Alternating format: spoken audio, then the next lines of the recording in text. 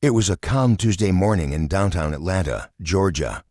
The streets were just starting to come alive, and everything seemed normal until something extraordinary happened. A black man in a crisp navy blue suit walked into an upscale restaurant for breakfast. He looked like any other customer, but instead of being greeted with smiles, he was met with glares, sneers, and whispers.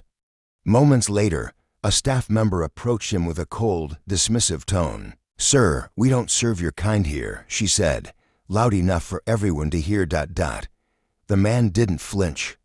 Instead, he smiled calmly and said three simple words that left the restaurant in stunned silence. "I'm the owner." David Carter wasn't just any man. Born and raised on the south side of Chicago, he knew hardship all too well. After years of relentless hard work, he had become the proud owner of Havens, a high-end restaurant known for its exquisite Southern cuisine and welcoming atmosphere. But David wasn't one to flaunt his success.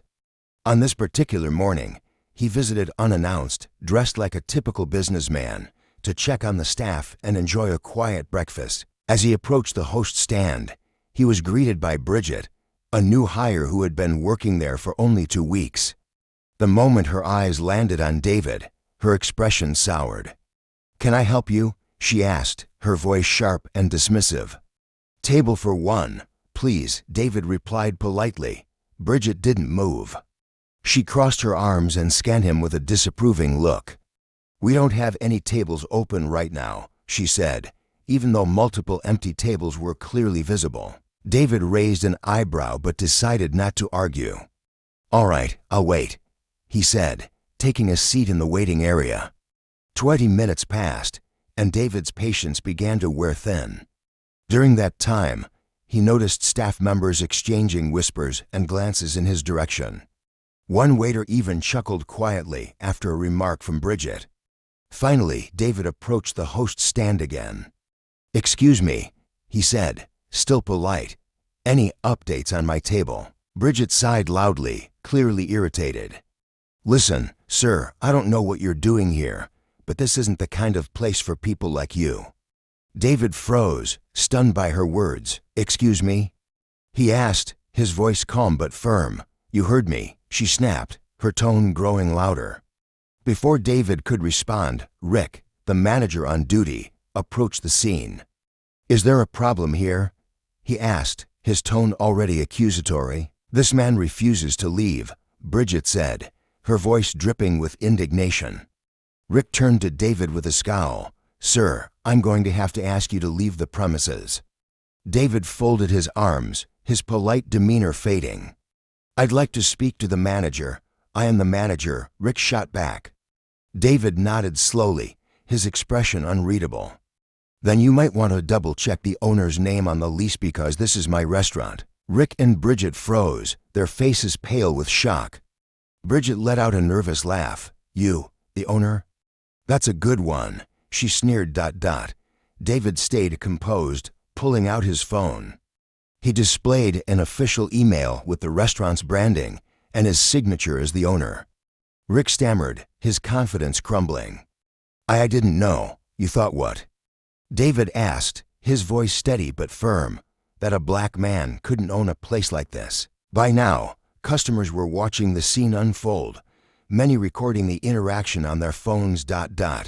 David turned to Rick and Bridget.